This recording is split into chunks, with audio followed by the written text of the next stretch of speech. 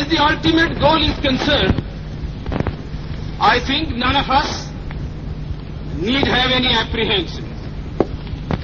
None of us need have any doubt.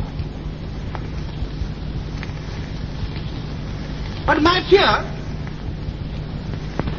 which I must express clearly, is this. Our difficulty, as I said, is not about the ultimate future. Our difficulty is how to make the heterogeneous mass that we have today take a decision in common and march in a cooperative way on that road which is bound to lead us to unity. Our difficulty is not with regard to the ultimate. Our difficulty is with regard to the beginning. Mr. Chairman, therefore, I should have thought that in order to make a start, in order to induce every party, every section in this country, it would be the act of greatest statesmanship for the majority party even to make a concession to the prejudices of people who are not prepared to march together.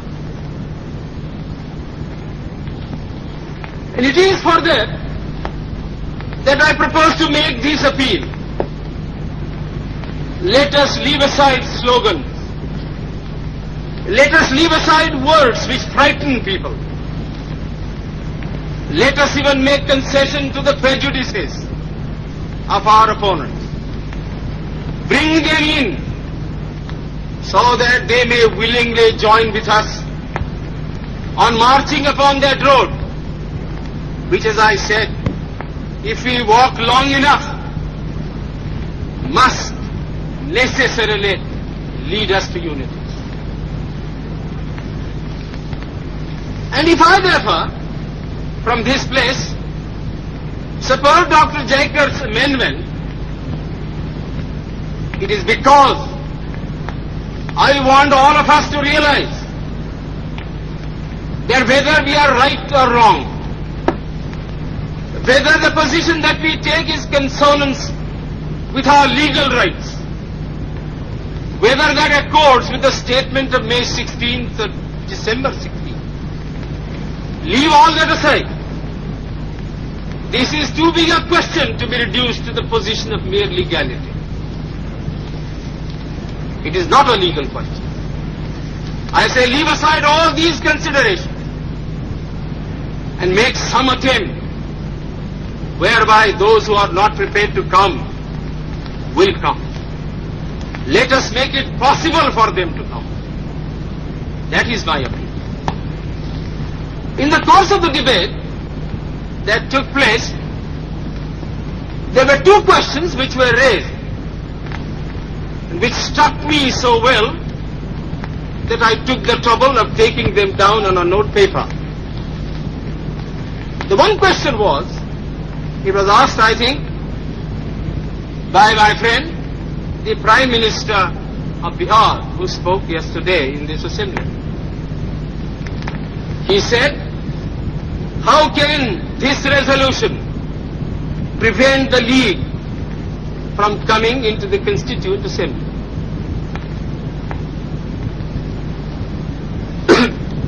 Today, my friend Dr. Shyam Prasad Mukherjee asked another question. Is this resolution inconsistent with the Cabinet Mission's proposal?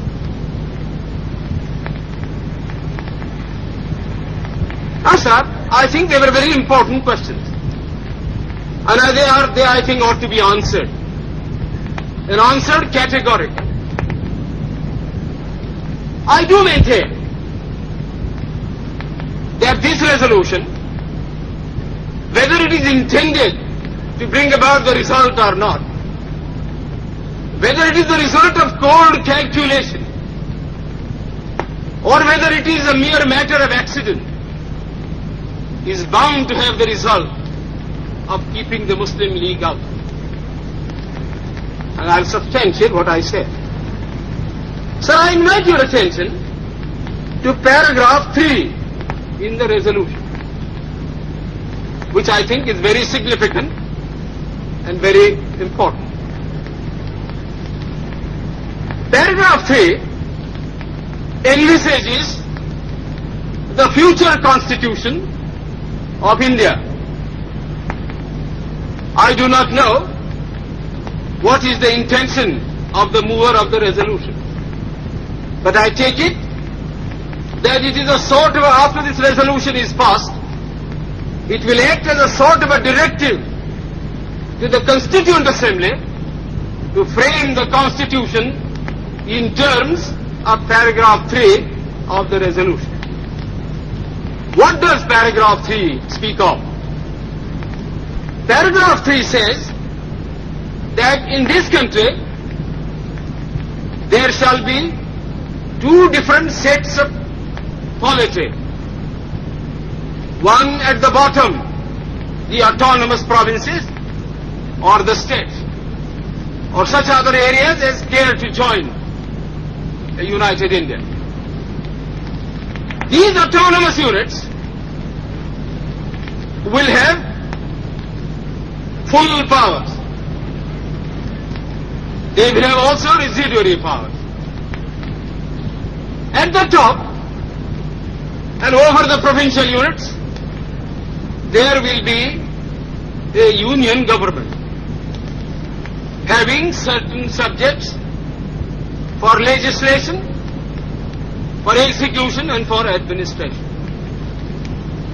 So as I read this part of the resolution, I do not find any reference to the idea of grouping an intermediary structure between the union on the one hand and the provinces on the other. Now, reading this paragraph in the light of the cabinet mission's statement, or reading it even in the light of the resolution passed, having said that we do not want a strong center, and having accepted that there must be or should be an intermediate polity, a sub-federation between the union government and the provinces, I like to know why there is no reference in paragraph 3 to the idea of grouping. I quite understand that the Congress Party, the Muslim League and His Majesty's government is not ad idem on the interpretation of that particular idea about grouping. But I always thought, and I will be prepared to stand corrected if it's shown that I am wrong, that at least it was agreed by the Congress Party that if the provinces who are to be within the different groups consent to form a union or a sub-federation, the Congress would have no objection to that proposal. I believe I am correct in interpreting the mind of the Congress Party. So the question that I ask is this: why did not the mover of this resolution make reference to the idea of having a union of the provinces or a group of provinces on the terms on which he and his party was prepared to accept? Why is the idea of union completely effaced from this resolution? I find no answer.